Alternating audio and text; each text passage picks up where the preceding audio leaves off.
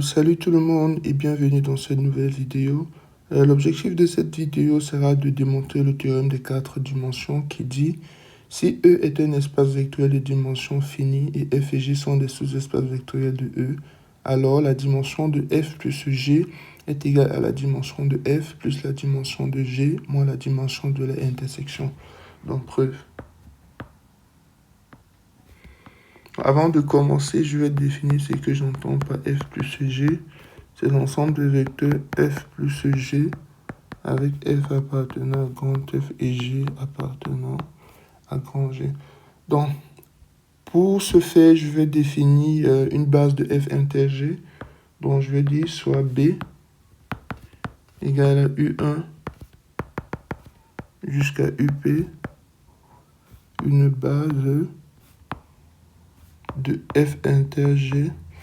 Donc, comme nous le savons bien, F inter G est inclus dans F et F inter G est inclus dans G. Donc, ce que je vais faire en utilisant le théorème de la base incomplète, je vais compléter la base B pour obtenir une base de F. Et je vais faire pareil pour obtenir une base de G.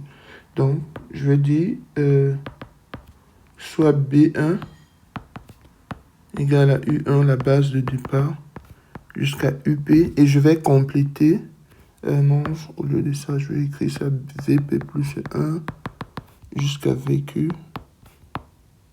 Une base complétée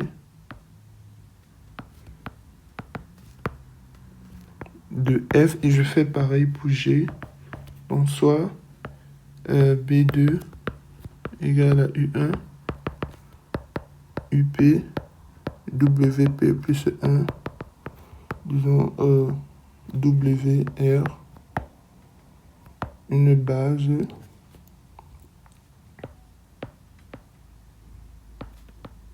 complétée de G. Très bien, donc je vais définir une base, appelons la base B3. Je vais définir B3 est égal à U1, U2, UP, VP plus 1 jusqu'à VQ, WP plus 1 jusqu'à WR. Et ce que je vais en fait montrer, c'est que B3 est une base de F plus G. Donc, montrons que B3 est une base de F plus G. Donc, pour démontrer que B3 est une base de F plus G, on doit montrer que B3 est libre et générateur. Donc, pour ce qui est de B3 générateur de F plus G, c'est évident. Pourquoi? Parce que on peut réaliser que de U1 jusqu'à VQ, cet ensemble de vecteurs constitue la base de F. Et U1, U2, UP, incluant WP plus 1 jusqu'à WR, constitue une base de G. Donc, l'ensemble des vecteurs constituant B3 génère F plus G. Donc, je vais le rédiger là. B3 est constitué de vecteurs générant F plus G. Donc, ce qui nous reste à montrer, c'est que l'ensemble de vecteurs constituant B3 est libre. Donc, comment le démontrer? Donc, soit alpha I avec I appartenant à 1 jusqu'à P, bêta I avec I appartenant à P plus 1 jusqu'à Q, et lambda I avec I appartenant à P plus 1 jusqu'à R, tel que la somme de I partant de 1 à P de alpha I, UI plus la somme de I partant de P plus 1 jusqu'à Q de bêta I, VI plus la somme de I partant de P plus 1 jusqu'à R des lambda I, WI égale à 0.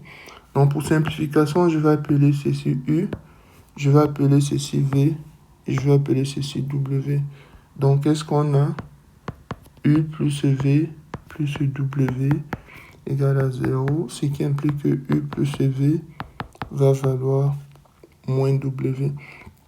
Donc, qu'est-ce qu'on remarque? On remarque que U plus V appartient à F. Pourquoi je dis que U plus V appartient à F? C'est tout simplement parce que U plus V, c'est simplement une combinaison linéaire de vecteurs formant une base de F. Et U plus V qui est égal à moins W appartient à G. Et la raison est que G, c'est un sous-espace vectoriel. Et W, qui sont des vecteurs qu'on a pris pour compléter la base B de F inter G et obtenir une base de G, ou alors W est constitué d'une combinaison linéaire des vecteurs de G. Donc ça veut dire que U plus V aussi appartient à G. Donc ça veut dire qu'au final, donc, U plus V appartient à F inter G. D'autre part,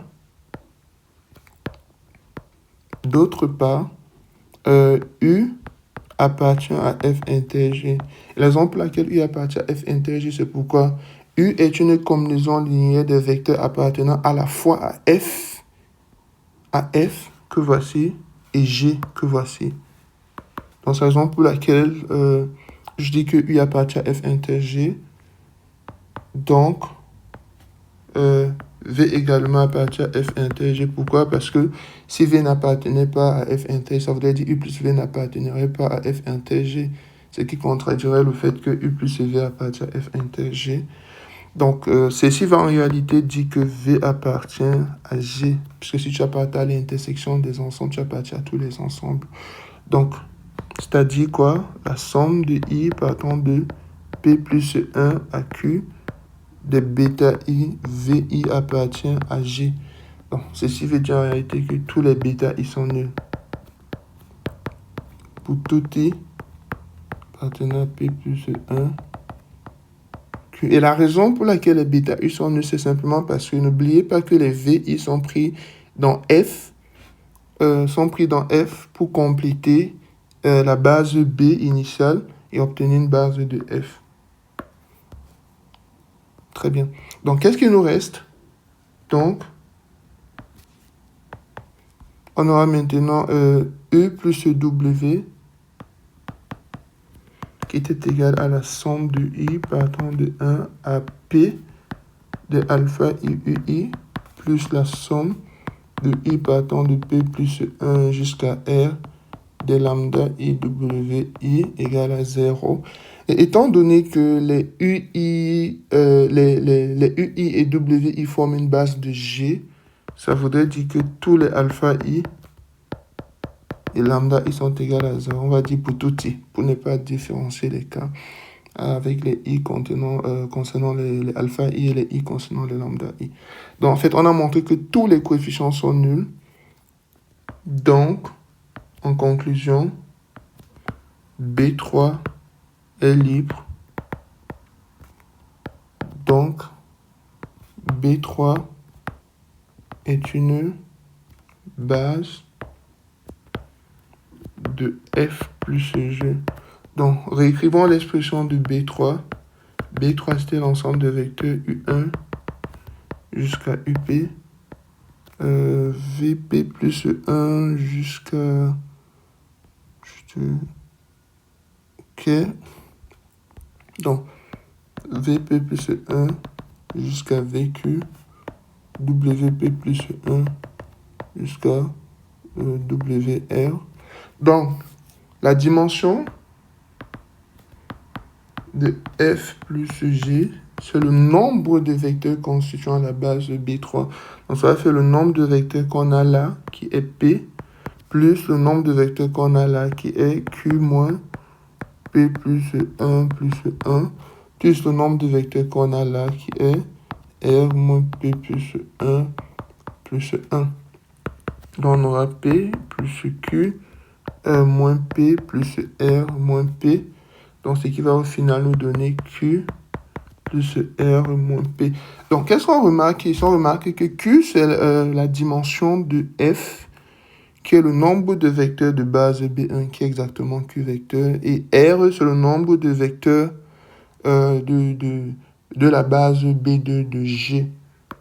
Donc, ce qui veut dire quoi en fait? Ce qui veut dire qu'ici, on aura la dimension de F plus la dimension de G moins la dimension de l'intersection de F inter G. Qu'est-ce qu'on voulait démontrer?